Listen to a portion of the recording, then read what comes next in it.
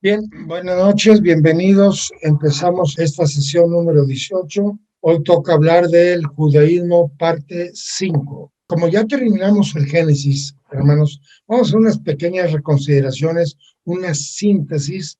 Hoy vamos a hablar algo de Moisés y lógicamente el Éxodo, que es la etapa que sigue. La genealogía de Adán a Noé está muy bien relatada por Lucas. Qué curioso, ¿eh? Quien la relata verdaderamente es Lucas, ¿verdad? Y Mateo también, pero Lucas la relata de una manera muy exacta. Y hay que entender que Lucas estamos hablando en el susodicho, el año cero de nuestra era. Bueno, prácticamente, posiblemente los primeros 20 o 30 años de nuestra era, ¿no? Pero Lucas no conoció a Jesús, pero era alumno de Saulo de Tarso, el famoso Pablo. Entonces, ahí es donde hay algo muy interesante que se supone que Saulo de Tarso le dictó, le enseñó o le encominó tal vez a que pues expresara toda la genealogía de Adán. En este caso hasta Jesús, aunque ahorita ustedes no están donde está Noé, porque hasta Noé hay un parteaguas que ahorita vamos a hablar que es muy importante y que casi nadie toca. Pero vamos a avanzar en esto, ¿no? No hay duda que Sara y Abraham, o Abraham y Sara, son otra etapa muy importante, pero ya es genealógica. Bien, aquí dice en el Génesis, todo el primer capítulo dice, se refiere a la creación, Berechit, pero Berechit significa Bet 2 y Rechit comienzo, o sea, dos comienzos.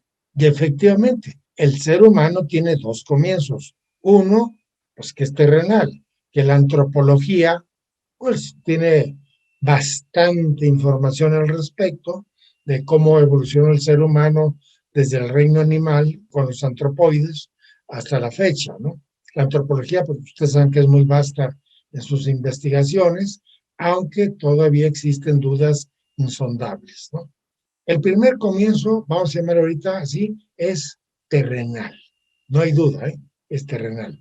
Ahora falta el otro comienzo, que es el celestial o espiritual. Ese comienzo terrenal o espiritual es el que verdaderamente manejan todos los libros sagrados y las órdenes iniciáticas y otros, vamos a llamarle modelos religiosos. A partir de estos dos comienzos de Bereshit, ese es el Génesis, es la generación de la humanidad.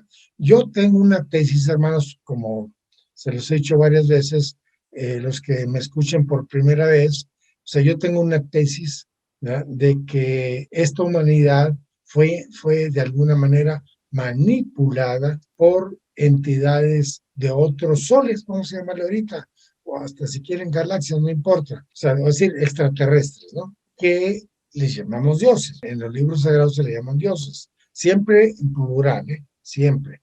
Aunque vemos que la monoteización en algunos libros sagrados pues, está dada, como en este caso la Torá y la Biblia en general, también la cristiana, está monoteizada, por alguna razón, ¿no? Pero vean esto que, créanmelo, que prácticamente nadie toma en cuenta. Esto es de Saulo de Tarso, en Romanos 5:14. Dice, no obstante, reinó la muerte desde Adán hasta Moisés, aún en los que no pecaron a la manera de la transgresión de Adán, el cual es figura del que había de venir. Digo, no es fácil dilucidar o entender este versículo, porque ¿qué nos quieren dar a entender? Que de Adán hasta Moisés, voy a suponer 1330 años, que es lo que los rabinos le dan la fecha de nacimiento, 1330 años antes de Jesús, nace Moisés, según el rabinato, los rabinatos. Y bueno, tenemos que partir sobre esa base, ¿no? Pero qué curioso, reinó la muerte desde Adán hasta Moisés. ¿Quiere decir que después de Moisés no reinó la muerte? ¿Por qué creen que así es? Pero ¿cómo lo justificamos? Porque Moisés es un personaje muy complicado de verificar su existencia, ¿no? Entonces, ahí tenemos que nosotros tomar ciertas actitudes de cómo sopesar quién fue Moisés, porque de Moisés hacia atrás reinaba la muerte, pero se supone por este versículo que de Moisés en adelante no reinaba. Bueno, vamos a suponer, para darle crédito a este versículo, de Romanos 5:14, de Saulo de Tarso, Eloy Pablo, vamos a suponer que Moisés nos trajo la información en la cual el ser humano ya puede entrar en un estado de inmortalidad. Por lo tanto, si le damos crédito a esto que estoy diciendo, entonces sí, Moisés hasta antes, pues sí, moría, ¿no? 1330, pero después de Moisés ya no. Entonces vamos a conceder eso, ¿no? Moisés nos trajo la información religiosa de que es posible ser inmortal, cosa que ya leímos. Si ustedes se acuerdan, hace 2 videoconferencias leímos que en el capítulo 3, versículo 21-22, se nos dijo, bueno, leímos en el hebreo, en la Torah hebraica, se nos dijo que era el hombre uno como nosotros, sabiendo el bien y el mal. Dice, no extienda su mano y alcance, coge el fruto del árbol de la vida, coma y viva para siempre. Bueno, entonces vamos a dar un crédito para poder avanzar, que Moisés es el locutor o informador de que efectivamente esto es posible. Que Moisés vino a decirnos cómo lograr la inmortalidad. Pero dice, después de Moisés, dice aquí, aún en los que no pecaron a la manera de la transgresión de Adán. Decía, aún los que no hayan venido por parte de Adán. Recuerden que Adán tiene una genealogía, pero hay otras genealogías que no son de Adán. Es como si dijéramos, toda la genealogía de Adán tiene el pecado original. Sí, y los que no son de la genealogía de Adán tienen el pecado original, porque así dice aquí, aún en los que no pecaron a la manera de la transgresión de Adán, entonces son aquellos que no vienen de la genealogía de Adán. También a ellos también se les dio la información. Bueno, reinó la muerte hasta antes de Moisés, pero ya después ya tenemos la información de cómo lograr la inmortalidad. Coma y al final, el cual es figura del que había de venir. Ah, entonces aquí Moisés es una figura de la cual ha de venir. Ah, entonces Moisés va a representar al Salvador, al Mesías, al Cristo, en fin, ahora sí, al que nosotros consideremos más probable, ¿verdad? Pero por lo pronto, aquí nos dicen que Moisés, ¿verdad?, es una figura que ha de venir.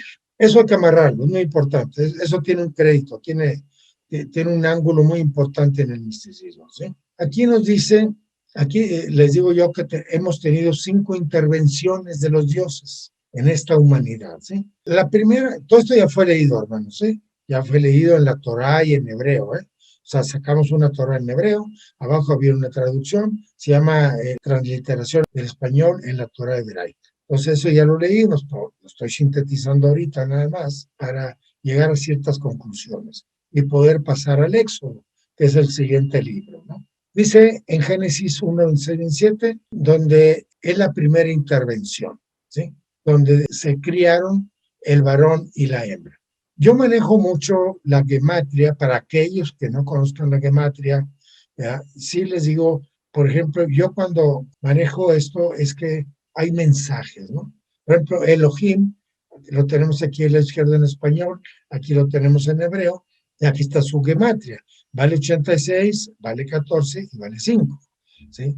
Entonces yo lo que hago es interpretar que el 14 son 2 veces 7, porque nosotros tenemos 2 etapas de evolución con nuestros 7 cuerpos, que son 2 Pascuas, o bien hagan de cuenta y también 2 mundos para los cabalistas. El mundo de Asiag y el mundo de Yesirá hay que desarrollarlos con estos 7 cuerpos.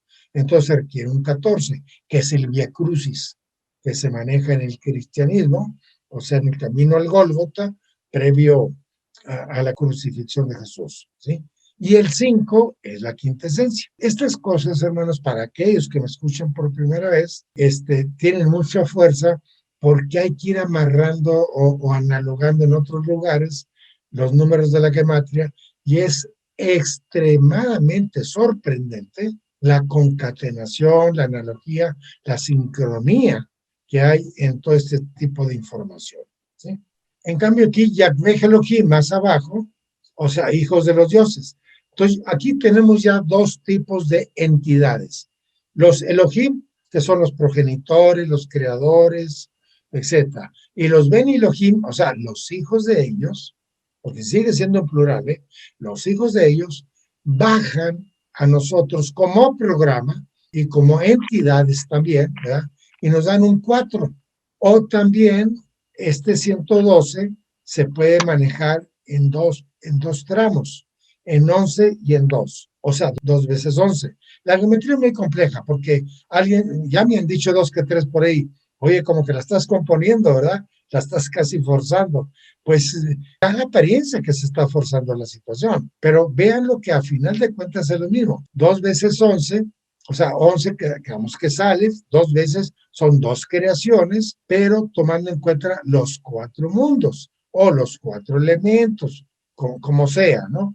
Todo esto, a pesar de que aparentemente está forzado, tiene un crédito, tiene ¿cómo se llama? Una función mística, ¿no? Entonces, igualmente como ya ve aquí abajo, aprovechando, nos da 26, 2 veces 13, porque estos 7 cuerpos van a desarrollarse en 2 mundos diferentes y obviamente que cada mundo hay que trabajarlo con Escorpio, con el sexo, con la muerte mística. Pues son 2 veces 13, ¿no? Vean, o 2 veces 4, igual, me explico, o sea, sí coinciden. El hebreo, perdón, no tanto el hebreo, voy a corregir. La Torah es perfecta, pero muy difícil, hermanos, muy difícil de encontrarle sus secretos. Inclusive, a mí me consta, porque he hablado con muchos rabinos, me consta que hay rabinos que son, si se acuerdan la palabra librinidoso. Librinidoso es aquella persona que lee el texto y no sale de ahí. O sea, no busca el mensaje, no busca analogía, nada. Simplemente así es y así es, y ahora sí, y cállate, ¿no? Me los he encontrado, ¿eh? Librinidoso es que lo que están leyendo es cierto y no merece un escrutinio diferente. En cambio, la palabra anagogía es todo lo contrario. Es la interpretación espiritual de un escrito religioso. Fíjense la diferencia. O sea, hay que encontrarle el secreto o el mensaje. Esto es lo que estamos haciendo. Yo cuando ya encontré el secreto, cuando ya me profundicé en esto, gracias a un hermano rabino masón, Salim Cavazos, que acaba de morir hace 5 meses, pues llegamos a esto precisamente, a descubrir gran parte de los mensajes. Bien. Entonces, continuando, vemos aquí que de estas 5 intervenciones, y esta es una, obviamente, cuando se creó al varón y la hembra, la segunda, cuando se creó a Adán y Eva, formaron al hombre y a la varona, que es en el Génesis 2:7, esa es la segunda intervención. Aquí modificaron la genética. Al decir el polvo de la tierra, significa de toda la estirpe homínida, desde el australopiteco hasta el cromañón, ese es el polvo de la tierra. Y ahí, en el soplo divino, crearon a Adán. ¿Qué significa? Que crearon un nuevo hombre. Tengo que seguir empleando la palabra crear, porque así está escrito en la Biblia, ¿verdad? Pero estos hijos de los dioses, hagan de cuenta que son los formadores de esta humanidad.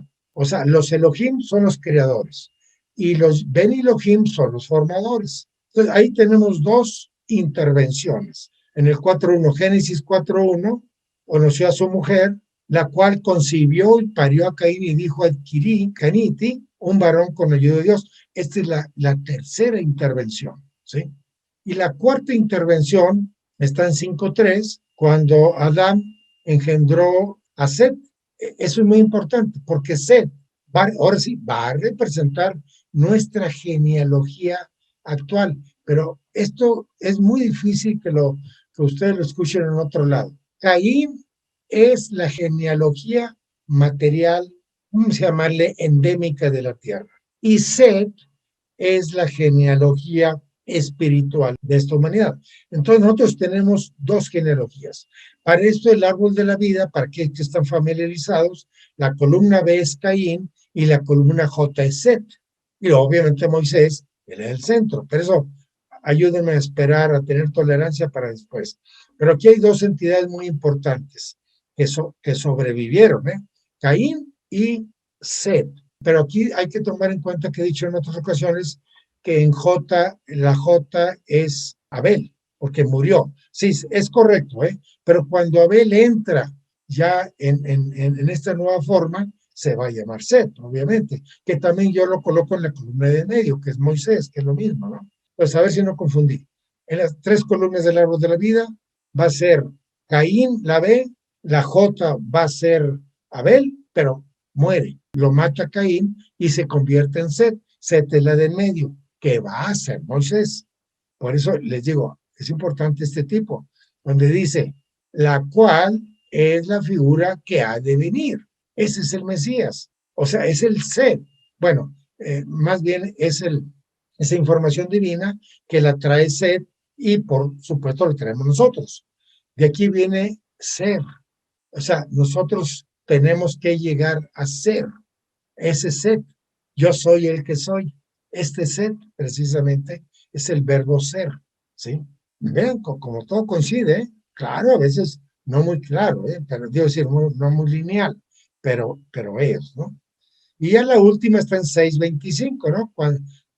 Que también lo leímos en hebreo, si se acuerdan, ¿no? Que cuando los hijos de los jerarcas, porque así se traduce en la Torá, que son gigantes, que se llaman gigantes, en los Beni Elohim, ¿verdad? Se unieron a los hijos de los hombres. Esa es la última intervención, ¿sí? ¿Cómo justificamos antropológicamente todo esto? Vamos a leer este textualmente. En paleontología, estas fases serían el australopiteco hace 4.2 millones de años, el pitecántropo hace 1.7 millones de años. Vean todo lo que el australopiteco tuvo que 2.5 millones de años. Estuvo sin intervención de nadie. ¿Cómo se dice? Pues madurando, ¿no? Reproduciéndose, madurando, ¿no? Hasta que viene otra intervención llamada pitecántropo. Recuerden que el pitecántropo de Java no fue en Etiopía. El australopiteco sí fue en Etiopía. Y el pitecántropo de Java fue en la isla de Java, hoy conocida como Java. ¿Pero por qué le pusieron Java? Vean las coincidencias, ¿eh? Java en hebreo es Eva. Eva, sí, Java es Eva. Punto, así de fácil. O sea, si nosotros pronunciamos en hebreo Java, es Eva. Ah, ¿y por qué la isla pusieron isla de Java? Porque ahí encontraron un esqueleto, ¿verdad? Que es el del australopiteco, el más viejo, aunque ahí le dan una fecha de 3.9 años, ¿sí? Pero pues no importa ahorita eso, ¿no? El neandertal 350.000 años y el cromañón 54.000 años y el hombre moderno 11.500 años. Hasta ahí prácticamente todos tuvieron intervención de los Elohim, de los Beni Elohim, perdón. Los Elohim son dioses, son los creadores, y los Beni Elohim son los formadores, que por cierto el Popol Vuh lo maneja de una manera impresionante, porque habla de progenitores y habla de formadores, y aquí nos da una mejor claridad. Y aquí no estoy seguro si se vea con claridad. Este rojo que vemos aquí es el australopiteco, y vean que en esta región que estoy poniendo mi cursor, se mezcla el color rojo con este naranja, vamos a llamarle naranja, ¿no? ¿Qué significa? Que hubo dilución, o sea, se mezclaron. Pero cuando veamos una recta, aquí una línea recta como esta, y como esta, aquí hay una modificación. Hagan de cuenta que este es el australopiteco. Ahora, y esta raya es el pitecántropo. Entonces los dos se mezclaron y ya son esto. Esto es la nueva, la mezcla de ellos dos. Y aquí hay otra intervención brusca genética, esta raya vertical, es la de Caín, y hasta aquí topa. No avanza, hermanos. Ojo, no avanza. Y no avanza porque en la misma Biblia vemos que toda la genealogía de Caín se tuvo que mezclar con la de Ismael para desaparecer la genealogía de Caín, que aquí lo vamos a ver. Este ya es el neandertal y aquí ya se mezclan y aquí llega hasta el cromañón. Y aquí hay otra línea recta entre el cromañón y el hombre moderno. Aquí están los años, ¿eh? Aquí pueden ver ustedes todos los años. Y aquí nos va a decir, esta no está actualizada, pero bastante aproximada, ¿eh? Para didáctica procede, ¿eh? Entonces el cromañón llega más o menos, aquí dice 7.000 más 2.000, son 9.000, pero son 11.000, ¿eh? Por lo que les falta más precisión. Pero no importa, son poquitos años. Y aquí está el hombre moderno. que hasta hoy pues, estamos aquí, ¿no? Bueno, todo esto, hermanos, quien lo haya hecho, mucha inteligencia, ¿verdad? Y esto ayuda o permite mucho a que, pues de alguna manera, comprendamos mejor la creación, ¿sí? Y aquí lo explico, ¿no? Del Cromañón, 54,000 años y el hombre moderno, 11,500 años. Entonces, estos, vamos a llamarle evoluciones genéticas, fueron intervenidas por los formadores, o sea, los Beni Elohim. Y también leímos en la pasada, cuando leímos que se llama gigantes y son los Nefelim. Nefelim es un programa que hoy traemos la gran parte de la humanidad y es el que estamos hoy usando toda la humanidad, prácticamente toda la humanidad, y es la que nos va a sacar de aquí. Ahorita vamos a hablar de Moisés, porque esto que dice aquí es muy interesante, ¿eh? O sea, dice, en el cual es figura del que ha de venir. Este es el Mesías que vamos a ver dónde está y cuándo viene, porque también hay que buscar la manera, ¿no? Bien, permítame irme más rápido, porque la religión judía, no sé cuántas sesiones más nos va a llevar, pero es muy, muy grande, ¿no? Pero de alguna manera lo estoy sintetizando. Bien, entonces dice aquí, Moisés, que no pertenece a la genealogía de Abraham, relata con impresionante precisión cosas que sucedieron 2430 años, dice la Biblia, antes que él. ¿Cómo conoció Moisés esa historia? Además, nos ofrece un método para lograr la inmortalidad sin la condición de ser judío. Parece increíble, pero así es. O sea, nosotros podemos lograr la inmortalidad sin ser judíos, pero mi tesis es, tenemos que ser israelitas. Y un israelita no está obligado a ser judío. No, perdón, no, condicionado, no obligado. Condicionado a ser judío. Para mí, por eso que tiene secretos la Biblia muy importantes. Para mí, un israelita, hermanos, es aquel iniciado en los augustos misterios osíricos o egipcios, y después, si quieren, de la Torá, y si quieren después del cristianismo, no importa, porque es una liga continua, ¿sí? O sea, hay que iniciarse en los augustos misterios para ser israelita. ¿Y cómo lo justificamos semánticamente? Israel. Is es Isis. Ra es Ra, el dios solar de los egipcios, ¿verdad? Y él, Aleph Lamed, es un dios, es el nombre del dios del conocimiento, que está en Gesed. Para los que nos gusta Kabbalah, está en Gesed, en Asilut, ¿sí? En el mundo asilútico, en Gesed se llama Aleph Lamed, de sal. Por eso muchos nombres de ángeles y arcángeles terminan en él, que es esta terminación de él, Israel. Entonces, este Génesis, hermanos, es la generación de la humanidad. Es otro ángulo de interpretación. O sea, yo no estoy en contra de la enseñanza judía y cristiana de esto, ¿no? Por supuesto que no. Cada quien tiene sus niveles de interpretación, obviamente de entendimiento. Pero cuando ya estudiamos la parte egipcia, como en busca de lo sagrado, empecé con lo egipcia y luego con la sumeria y sucesivamente, hasta llegar aquí, estamos amarrando hilos o cabos y es algo increíble. Pero vamos, un ratito, vamos a dispensarle unos minutitos a Moisés, porque es el autor de todo esto, y luego entramos al Éxodo, ¿sí? Bien, entonces, decimos que Moisés más o menos se ubica en la época, y dije más o menos porque no es exacto, en esta época, entre Seti I y Ramsés II, es decir, 1330 años antes de Jesús, probablemente. Pero les he dicho más de una vez, hermanos, cuando yo estuve en el Cairo esperando a un doctor en filosofía e historia, finalmente me atendió porque estaba ocupado, estaba haciendo otras cosas fuera del Cairo, pero ya finalmente lo pillé en el buen sitio de la palabra. Y pues la pregunta clásica entre muchas era, oye, ¿y qué pasa con Moisés? Porque vemos que ni en los papiros ni en ningún lugar está escrito. Dijo, no, es que para nosotros históricamente Moisés no existió. Dijo, pero yo soy musulmán y yo creo en el padre Moshe. Dijo, yo, por ejemplo, el padre Ibrahim, que es Abraham, Ibrahim nos enseña, es para nosotros el gran padre, que Moisés es un profeta. Sí existió Moisés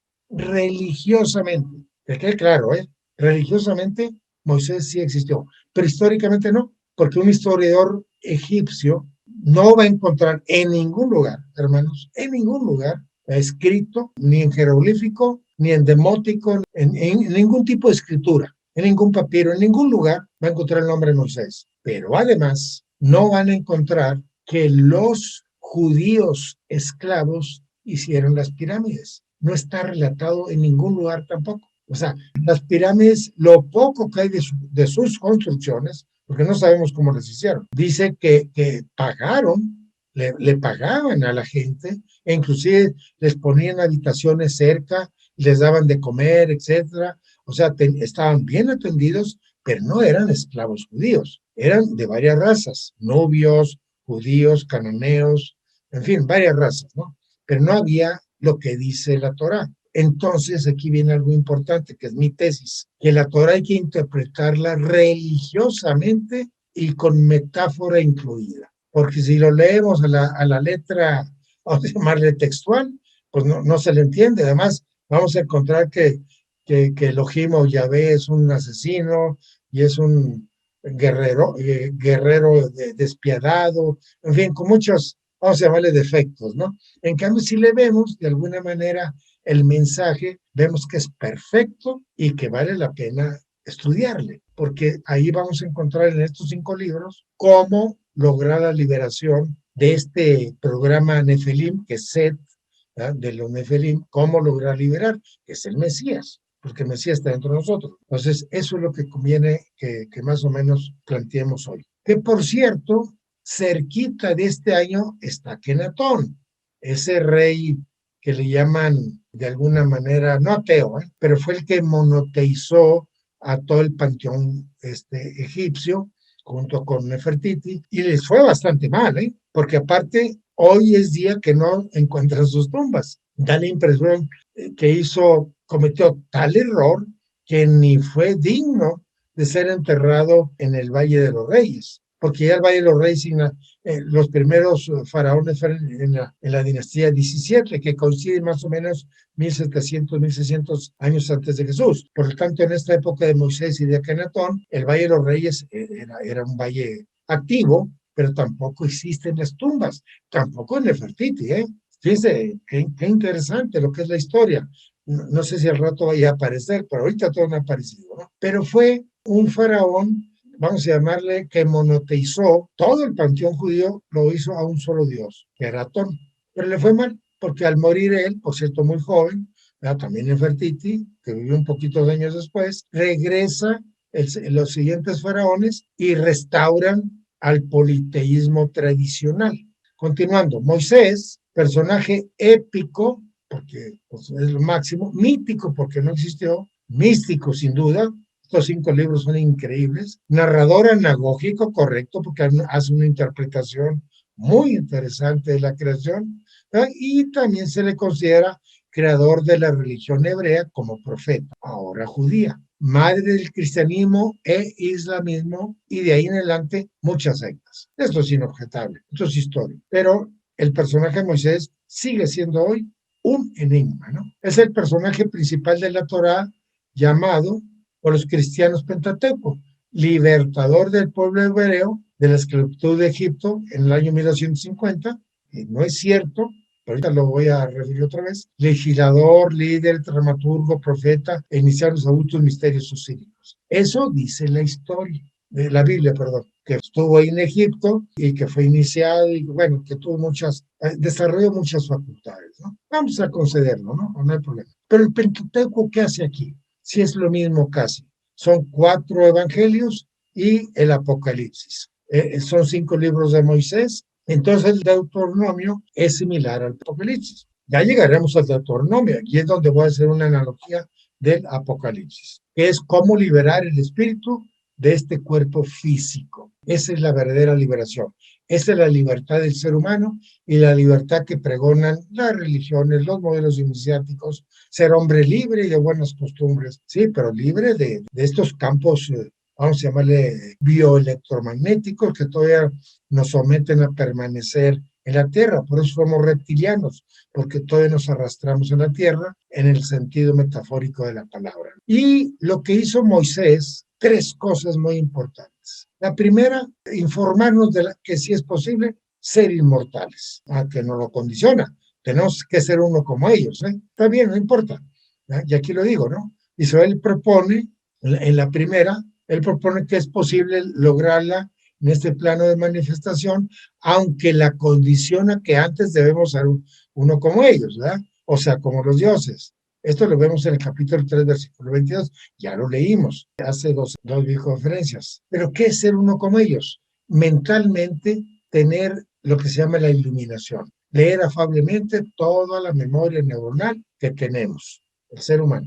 Eso es iluminación y ahí sabemos perfectamente bien cómo estamos configurados o bien creados y formados. Bueno, ya estamos iluminados. Y bien dice ahí, ahora no alargue su mano, coja el fruto del árbol de la vida, coma y viva para siempre. Bueno, y ahí, pero tenemos que ser primero iluminados y después comer el fruto del árbol de la vida. Quien reúne estas dos condiciones entra en la segunda Pascua. O sea, Moisés nos viene a informar la primera que es la inmortalidad y el segundo, las Pascuas, no la Pascua, las Pascuas. Pero ahorita hablé de la segunda Pascua que es la inmortalidad.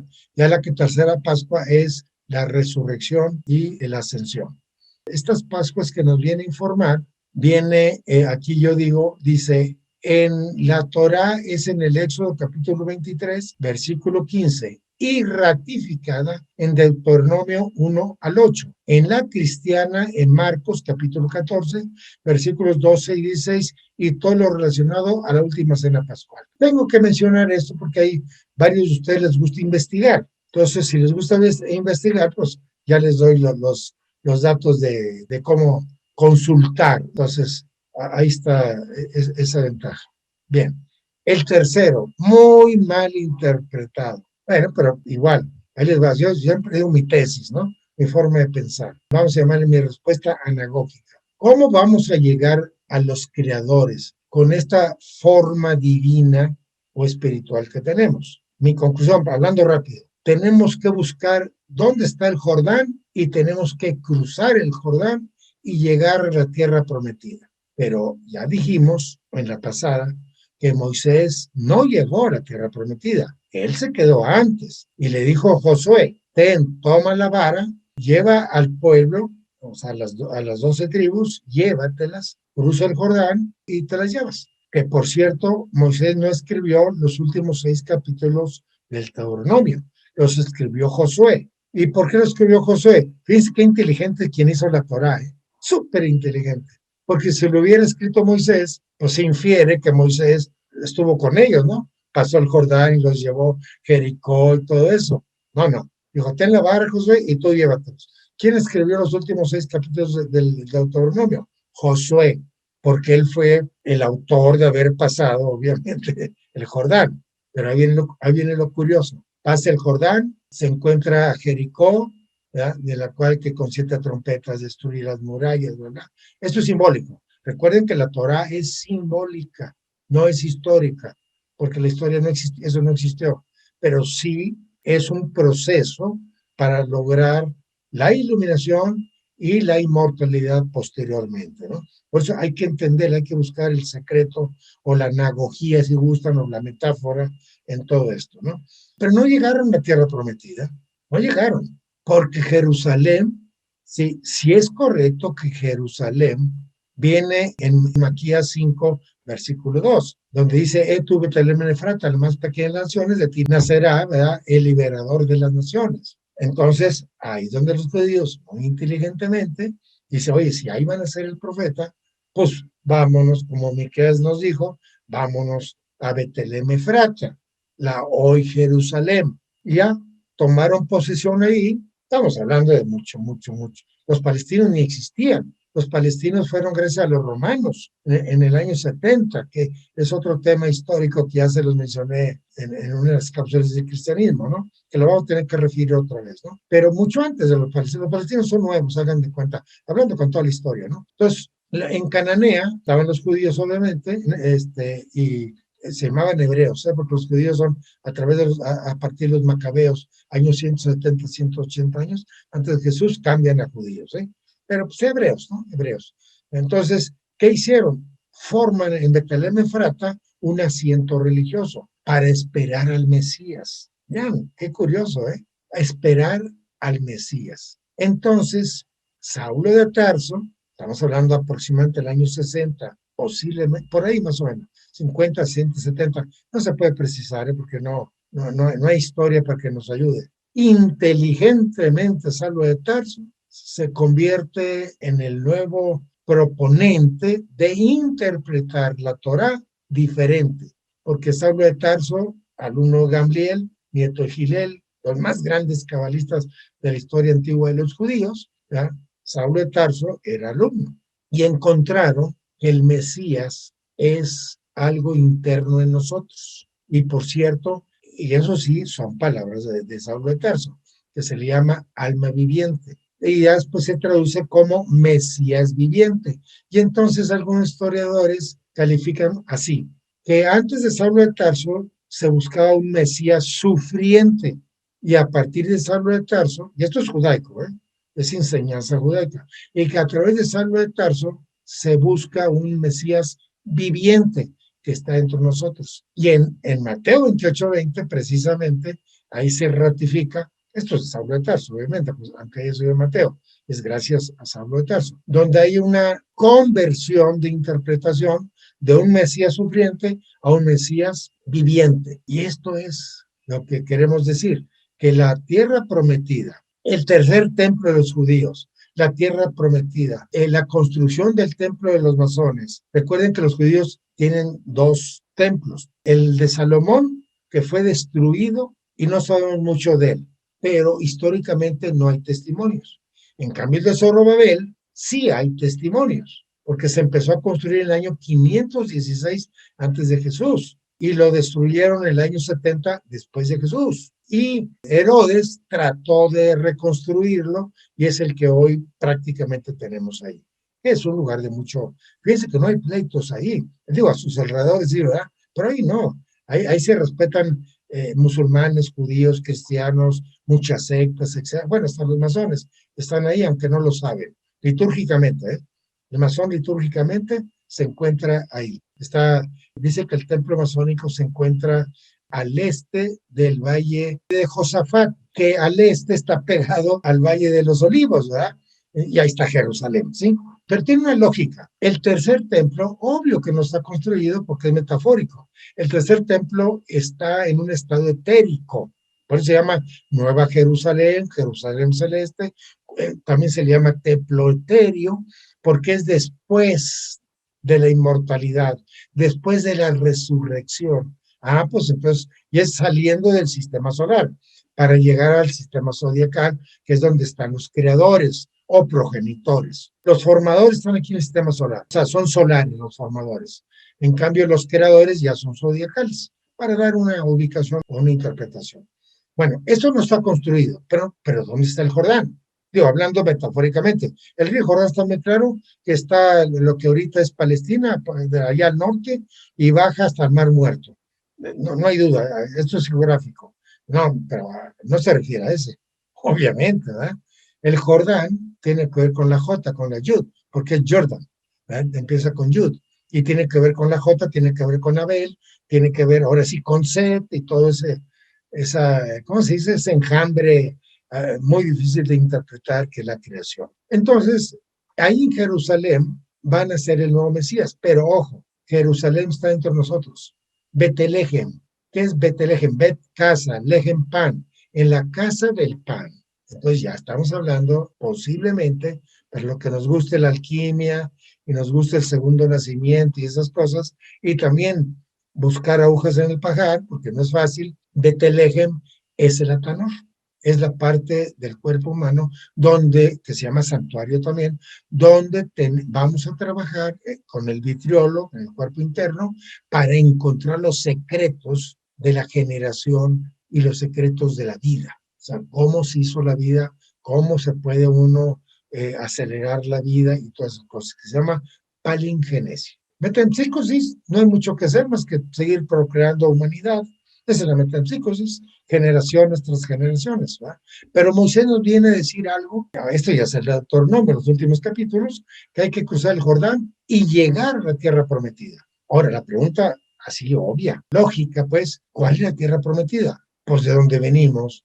Si nos sacaron del paraíso, pues tenemos que regresar al paraíso. Esa es la tierra prometida. Entonces hay dos tierras. La tierra, vamos a llamarle planetaria, y la otra es la tierra zodiacal, que es el paraíso. Para los cabalistas, hermanos, es Homaj, ¿sí? O sea, Maslot, las estrellas. Entonces, nosotros para llegar a Maslot, tenemos que hacer inversamente lo que nos está diciendo Moisés.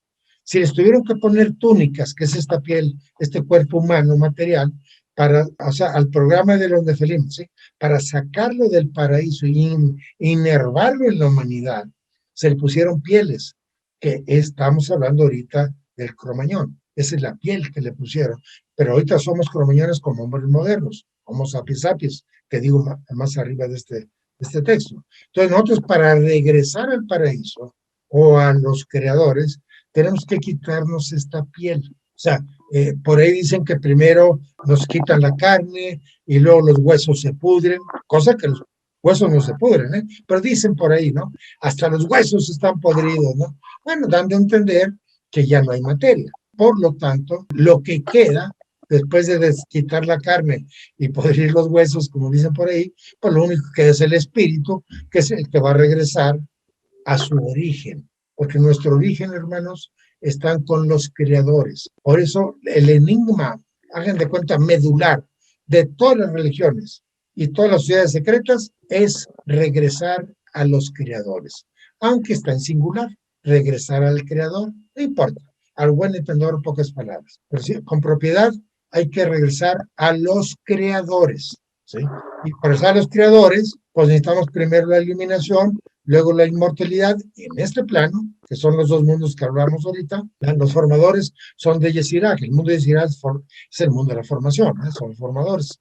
Entonces nosotros necesitamos terminar nuestra evolución aquí, ya sea metempsíquicamente o palingenésicamente. Ahí sí depende de la conciencia de cada quien. Entonces, aquí, hermanos, hay que buscar bien esto que es el quid, el tercero que dice el Jordán y la tierra prometida. Entonces, el quid de todas las religiones, de todas las ciudades secretas, es el tercero. Pero no vamos a lograr el tercero si no logramos entender la inmortalidad y no sabemos las tres Pascuas. No vamos a lograr el tercero, ¿eh? Bueno, pero todo tiene su procedimiento, ¿no? Bien, el nacimiento de Moisés para algunos es como el Cristo, o sea, nace porque textualmente dice: el nacimiento de Moisés inicia en la Torá, en Éxodo capítulo 1, versículo 22, y el faraón ordenó a todo su pueblo diciendo: todo hijo hebreo que naciere lo echaréis al río, y a toda hija dejaréis vivir. ¿Cuál fue el pretexto? Que era muy abundante los nacimientos de la población hebrea y que era necesario parar demográficamente tanto nacimiento. Eso no existe. Hablen o busquen ustedes un testimonio histórico y eso no existe. O sea, inclusive ni los egipcios, que eran varias razas, porque consta que sobre todo el Cairo, bueno, y toda la región de Egipto, ¿no? Estaba llena de nobios, cananeos, libios, hagan de cuenta una cosmopolita, ¿no? Bueno, al margen de eso. Y aquí viene la forma en que nació, así rápido. Dice: y fue un hombre de la tribu de Leví, fue y tomó su esposa a una hija de Leví. Concibió la mujer y parió un hijo y vio que era un niño bueno y sano y tuvo escondido 3 meses. Les recuerdo que todo es metafórico, ¿eh? Escondido 3 meses significa que estaba en una preparación egipcia, o sea, la iluminación, ¿sí? Continuamos aquí, pero no pudiendo esconderlo más tiempo, tomó para él una arquilla de junco y la calafateó con asfalto y con pez. Ustedes saben que esta manera de salvarlo, claro, es otro modelo, pero pues igual, muy acercado al de Jesús, pero también al de Rama, porque Rama se escondió en un pez y Maya, la madre, al estar destazando el pez, sale Rama y es el Oanes, ¿no? Igual, vean como todo es prácticamente igual. Y Joanes es pez, Juan es pez, aunque también se interpreta como puerta, porque el pez es el mercurio, es la puerta de la creación, ¿sí? Y dice: y colocó en ella al niño y lo puso en un carrizal a la ribera del río, y su hermana del niño, que es Miriam, aquí no lo dice después, ¿eh? Y se apostó a lo lejos para saber lo que le sucedería. Y descendió la hija del faraón para bañarse en el río, mientras que sus doncellas se paseaban cerca del río, y vio la arquilla en el carrizal y envió a su criada, bla, bla, bla. Así lo manejo. ¿Por qué? Para no gastarle más tiempo. Tiene un nacimiento místico. Y entonces ya el faraón o bien, vamos a llamar las circunstancias lo inician. Pero ¿quién amamantó a Moisés? Pues la mamá real, ¿eh? La mamá ahora sí, biológica de Moisés, porque la hija del faraón, viendo que era un niño de 3 meses, que todavía requería amamantar, ¿ya? Hagan de cuenta que contrató a una hebrea, pero era la mamá del faraón. También esto tiene su crédito anagógico, místico, ¿no? O sea, es un nacimiento de uno lo amamanta, vean, todo eso es muy importante, porque Miriam es María, a la postre, Miriam, que es la hermana de Moisés, que es la que lo puso ahí en la canastilla, a la postre en el cristianismo se llama María, Miriam, esta Miriam, ¿eh? Bueno, esto lean ustedes, porque después vemos que el mismo Moisés narra quién era su padre, que es Amram, ¿sí? Y Jochebed, que es su madre. Entonces, vean qué interesante, donde, por ejemplo, Amram vale 10 y Jochebed vale 6. O sea que este 6 es el Cristo, es el logo solar, ¿sí? Bien, tuvieron 3 hijos, Aarón, que vale 6, Miriam, que vale 13, que le puse 4 aquí para darle otra interpretación, pero 13, muerte, que es María, la muerte, y Moisés, que vale 3, que vale 12, porque 12 es el zodiaco. Moisés viene a decirnos cómo regresar a los creadores, que es Maslot, Jomar, el zodiaco, la Nueva Jerusalén, el paraíso, el nirvana y todo eso, ¿no? Entonces, por eso Moisés vale 12, ¿sí? ¿Por qué dice? Esto ya lo vimos en la pasada, ¿eh? Pero yo estoy concretizando, estoy sintetizando, ¿sí? Dice, Moisés vivió 27 años en Egipto.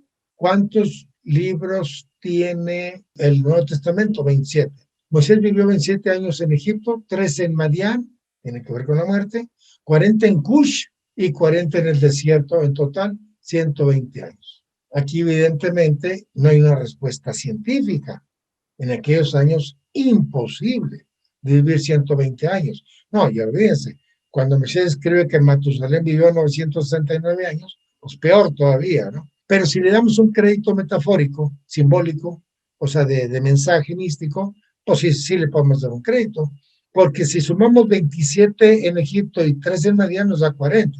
Entonces, 40 en estos dos lugares, 40 en Cuch y 40 en desierto, son 3 veces 40. Son las 3 Pascuas, hermanos, las 3 Cuaresmas. Entonces es simbólico, esto no es histórico, esto no existió, pero si le damos un crédito simbólico, anagógico, vale oro. Esto es algo formidablemente increíble, porque nos está dando luz, nos está dando un camino de entender la creación. Recuerden que por ahí en algunos ejercicios de algunas órdenes iniciáticas, que dice que para conocer la inmortalidad necesitamos conocer los orígenes de la humanidad, los principios de la humanidad. Estos son los principios de la humanidad, claro, metafóricamente hablando, no son antropológicos, obvio, no son antropológicos, son metafóricos o religiosos también, ¿no? Esto es muy rápido, lo de Moisés hay mucho que hablar de, ¿no? Porque tenemos que continuar, ¿no? Vamos a hablar del Éxodo. Si ya generamos, ahora sí, todo lo necesario, llámese materialmente, también llámese espiritualmente, ya generamos todo, ahora somos seres humanos ya programados para continuar en 2 recursos que tenemos. Uno que se llama metapsíquico, o sea, a través de la transmigración de las almas, que son las generaciones del ser humano, no importa el número de generaciones que tengamos ahorita, también no importa mucho las generaciones que nos falten para regresar a los dioses. Aquí lo que importa es saber cómo alcanzar la inmortalidad, cómo iluminarse, eso sí. Ahora sí, hoy, sin importar la edad y el sexo, hoy nos surge saber cómo lograr iluminarse para que no nos vengan con cuentos. Tengo una tesis muy lastimosa para los administradores de las religiones, porque si leemos la historia de los administradores de las religiones, son verdaderamente malos porque engañan al pueblo en sus religiones respectivas, engañan al pueblo. Eso no es correcto, pero es necesario porque el dogma lamentablemente es, para mí, es muy positivo porque contiene a la humanidad más o menos en una espera metempsíquica, ¿verdad? O sea, de transmigración del salmo, o sea, de generaciones, una espera más o menos pasable, ¿no? Pero con la gran oportunidad que está escrito en los libros sagrados, cómo salir de ahí, cómo es la Torá, cómo es el Nuevo Testamento. Sabemos cómo salir de ahí o de aquí, para el caso del mismo, ¿verdad? Eso es muy importante. Entonces, si queremos salir de Egipto, o sea, del conocimiento, está claro, ¿verdad? Porque él estuvo 27 años en Egipto, es un 9. O sea, él encontró la luz de Keter a Yesod con los 27 años. Ahora vamos con Yetro. Yetro es Yud, pero vean lo que significa Yetro, semántica y también en interpretación. Yud, Tav, Reich y Vav. ¿Qué significa en Kabbalah? En el zodiaco es Virgo, Saturno, Sol y Tauro. Vean lo importante, hermanos. Virgo es la segunda tierra, Tauro es la tercera tierra o tierra prometida, porque Tauro está de Gesed a Jomar. Los que no conozcan Kabbalah, hermanos, obviamente se les va a dificultar, pero tomen en cuenta que la Torah y los libros sagrados están hechos de un nivel muy complicado, muy superior al entendimiento vulgar, y sí se requiere una preparación fuerte, ¿no? Pero bueno, yo hago un esfuerzo por ser lo más explícito posible, y ojalá lo logre. Pero vean, hay 3 tierras en el zodiaco que es Capricornio, Virgo y Tauro. Capricornio ya lo dejamos al primer plano de la iluminación, por supuesto, porque está bajo el Tiferet, ¿no? Pero lo que es de Tiferet a Jomá, que es el camino que sigue, que es la inmortalidad y la resurrección y ascensión, tenemos nosotros al Sol, que es Tiferet, y Saturno, que es la inmortalidad, para lograr entrar a Tauro, que es la tercera tierra. Bien, la tierra prometida. Y esto es todo lo que significa, imagínense, qué hermoso. O sea, qué inteligencia quien hizo todo esto, ¿no? Claro, gente iluminada que no puede equivocarse, gente iluminada que ve clarísimo todo esto, por lo tanto no tiene problemas, ¿no? Pero bueno, pero para nosotros a veces decimos, bueno, ¿qué significa Virgo, Saturno, Sol y Tauro? Pues tienes que saber Kabbalah, tienes que saber alquimia, tienes que saber astrología, en fin, o sea, de alguna manera nos condicionan para entender lo que es Yetro nada más. Y ahí recuerden que hay 7 hijas y nada más con una se casó. Bueno, eso ahí vamos despacio, ¿no? Pero todo tiene una interpretación increíblemente increíble, aunque parezca pleonasmo, ¿no? Entonces, dice aquí que Moisés recibe una primera aparición del ángel eterno en el monte de Dios llamado Horeb. Aquí lo vemos nosotros en Éxodo 3:1, mientras apacentaba el rebaño con su suegro Yetro. Esto hay que entenderlo, la metáfora. O sea, él tenía la información de Yetro. O sea, no de la persona, no, de lo que significa Yetro. O sea, hay que entender lo que es un padre metafórico. Como dimos también, es un padre putativo, Yetro, ¿verdad? ¿Por qué? Porque la esposa, es el padre de Séfora, ¿no? Eso también hay que irlo entendiendo bien así, ¿no? Dice, este Dios se le presentó y la Torah le llama Elohim y le designa como Yahvé y le dice a Moisés en 3:14 Ejeyek y le dice a Moisés, y dijo Dios a Moisés, Ejeyek, Hacher, Ejeyek, seré el que seré. Y recuerden que ser es ser, no se olvide también, ser es ser, ¿sí? Dijo además, así dirás a los hijos de Israel, no a los demás, a los iniciados nada más, hermanos. Es lo que hay que entender. No es a los hebreos, no es a los canaítas o a los etcétera, es a los iniciados, porque son los que van a entender quién es Ejiyel. El Eterno me ha enviado a vosotros, este es mi nombre para siempre y este es mi memorial para todas las generaciones. El zarza ardiendo, que es el azufre de los filósofos, es el que nos va a ayudar a separar la parte espiritual de la parte material del ser humano. Pero hay que subir a este monte que se llama Oreb, que por cierto no es Jerusalén, simplemente se puede interpretar como un lugar de alta iniciación que se llama iluminación, donde va a entender perfectamente bien lo que se llama la creación. A eso se llama iluminación. Recuerden que hay dos tipos de iluminaciones. Nosotros vemos, actualmente, ahorita vemos a cientos de gurús en la India y en esas regiones donde son iluminados, pero no tienen esta información de la creación, cómo estamos creados, cómo lograr la inmortalidad y todas esas cosas. Al margen, ¿no? Pero vale la pena seguir con esto, ¿no?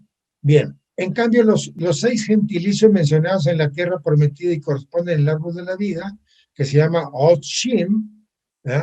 Se puede pronunciar Otshim, ¿eh? Him, porque Jiji es vida, ¿no? Otshim, ¿sí? Más que como está traducido del inglés, se pronuncia como Shim, ¿sí?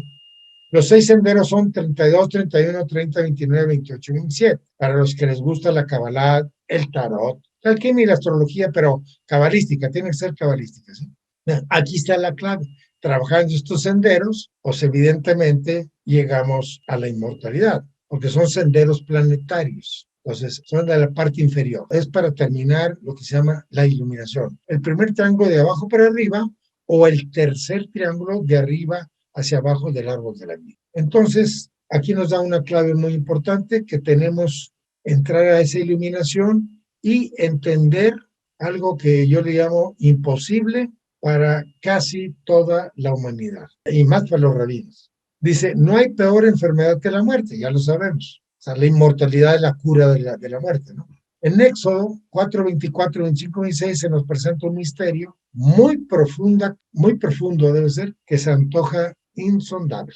Vamos a leerlo. Y aconteció en el camino, en una posada, que el ángel del Eterno lo encontró a Moisés con enfermedad mortal y procuró matarle.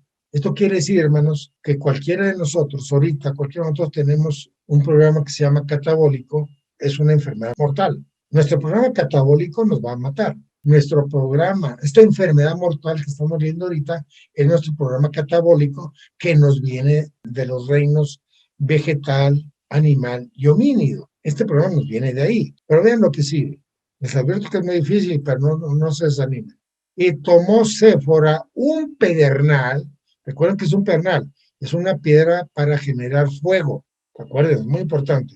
Y cortó el prepucio de su hijo. Ah, caramba, aquí dice uno, espérame. Pero si Moisés ya había juramentado, ya le habían ordenado la circuncisión, ¿por qué no circuncidó a su hijo? Sí, sí, está claro, ¿verdad? O sea, si aquí nos dice que le cortó el prepucio de su hijo, Séfora, ¿eh? No Moisés. Vean, es que todo esto es difícil, ¿eh? ¿Por qué la mamá le corta el prepucio a su hijo? Y dice continuamente, y lo acercó a sus pies de Moisés, así dice la Torá, ¿eh? Moisés diciendo, ciertamente eres para mí un esposo de sangre. Y dice, y el ángel lo soltó, y ella dijo, esposo de sangre con motivo de circuncisión. ¿Cómo interpretar esto, hermanos? Complicadísimo si no tenemos bases. Se llaman anagógicas o místicas si quieren, ¿no? Porque esto es el segundo nacimiento, tiene que ver con el segundo nacimiento, obviamente, ¿no? Pero miren, ¿por qué Moisés no circuncidó a su hijo? ¿Por qué Séfora con un pedernal circuncidó a su hijo? ¿Y por qué acercó a los pies de Moisés el prepucio? ¿Qué tiene que ver eso? Nada más para que diga, ciertamente eres para mí un esposo de sangre. Y el ángel lo soltó, nada más por esa acción, lo soltó. Y ella dijo, esposo de sangre, con motivo de circuncisión. Entonces, aquí, hermanos, hay un secreto, o encierra más que más de un secreto, es que la circuncisión es un problema muy principal, ¿sí? Muy principal, muy importante para hacer o no hacer la gran obra. Es lógico, ¿no? Es lógico. Pero resulta que Abraham fue en el año 1900 antes de Jesús, Moisés 1330, estamos ahorita hablando de menos porque ya era avanzado Moisés, bueno, ya tenía sus primeros 40 años, casi. Entonces, estamos hablando en el 1290 si quiere, ¿no? Pero el padre Abraham hizo el primer pacto de la circuncisión. Después fue Moisés. Ah, pero espérenme, pero aquí, ¿por qué no circuncidó a su hijo? Entonces aquí es donde uno, hablando así coloquialmente, se rasca la cabeza y dice, oye, ¿por qué me dices esto? Si era lógico que lo hiciera. Bueno, unos porque lo he escuchado, dice, no, es que no tuvo tiempo, por eso la madre le cortó el prepucio a su hijo. Fíjense, la salida tan, ¿cómo diríamos? Tan, como el as de la manga, ¿no? Así tan pronta, o impronta se llama, ¿no? Tan impronta, ¿no? La salida que le dan. Bien, pero no es así. Lo que pasa es que el pedernal, que es una piedra de fuego, lógicamente el prepucio tiene una función como fuego, ¿verdad? Y acercarse a los pies de Moisés significa aquel que camine, ese es los pies de Moisés, aquel que camine con las reglas, leyes o normas de Moisés, tiene que tomar en cuenta esta palabra, circuncisión, porque esposo es matrimonio.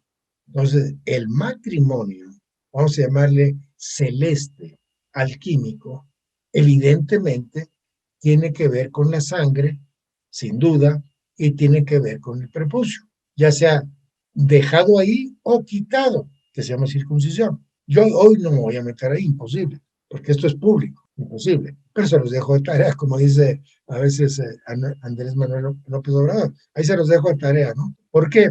Porque aquí hay una clave increíblemente de oro, siempre y cuando se interpreta adecuadamente. Aquí hay un secreto muy importante, tiene mucho que ver la circuncisión, porque recuerden que no es judío aquel que no sea circunciso. ¿Sí?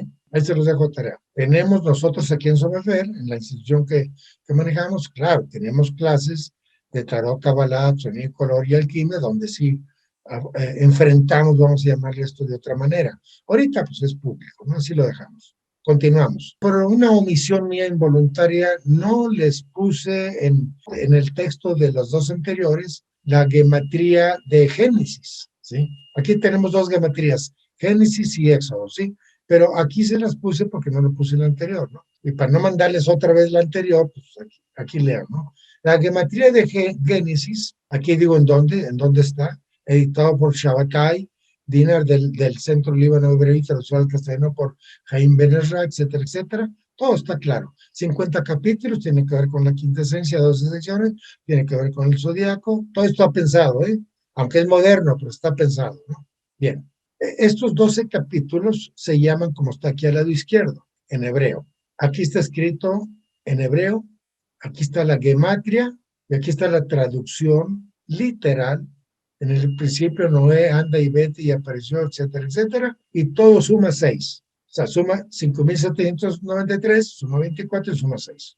Y la liga de todas estas en español, una liga un poquito más entendible, dice: en el principio, Noé anduvo y salió, y luego apareció en la vida de Sara, cosa muy difícil de entender, a través de Abraham.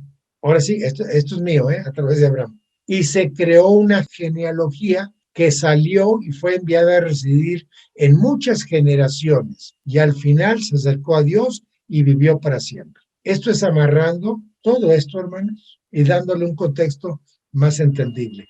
Analícenlo y hagan sus comentarios, por supuesto. Eso es de Génesis, es como una deuda, ¿no? Y aquí, el Éxodo, que es para hoy, igual, Shemot es Éxodo, Entonces, este es el castellanizado del hebreo, este ya es con matriz hebrea, y aquí está su gematria, y aquí está su traducción literal. Igual, suma 5,181, suma 15 y suma 6. Entonces, ya van dos que suman 6. Génesis y el Éxodo suman 6. Pero me voy a adelantar. Levítico, Números y Deuteronomio también suman 6. Y no es una casualidad. Pero vamos al margen. Aquí la interpretación, insisto, amarrando de una manera más entendible todas estas palabras, dice: en el Éxodo, o sea, al exudar, esto es mío, apareció y fue enviado a Yetro, o sea, el sacerdote, para conocer juicios de la ofrenda, ordenando un censo, y reunió lo que necesitaba en el recuento. Pues hay que entenderlo, hermanos. Esto es muy importante. O sea, sí necesitamos en todas nuestras genealogías tener un censo de todo lo que hemos logrado desde el homínido, inclusive desde el reino vegetal, animal, bueno, mineral, porque traemos minerales en el cuerpo.